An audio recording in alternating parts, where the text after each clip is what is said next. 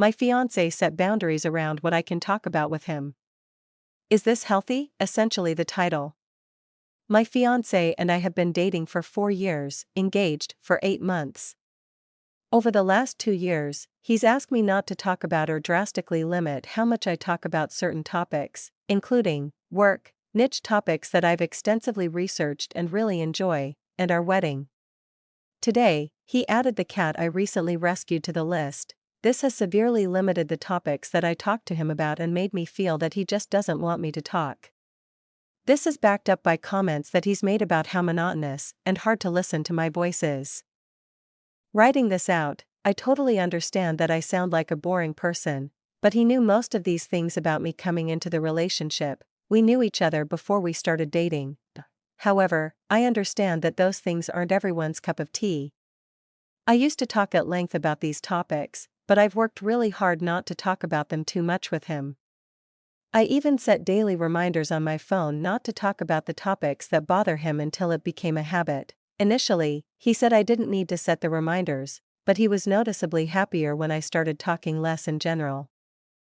Meanwhile, he continues to talk at length about the similar topics that he's asked me not to, work and his favorite topics to research. When I brought up what I felt like was a double standard, he said that anyone could understand and relate to his work, whereas he doesn't understand mine. I've also made an effort to at least listen to and encourage his research topics, even though they're not my thing, and he says that these are the only things he has to unwind outside of work, a physical, public-facing job. It does make me sad. I believe in encouraging people's favorite topics, and I'd really love to have that reciprocated from my partner. Instead, the list keeps getting longer.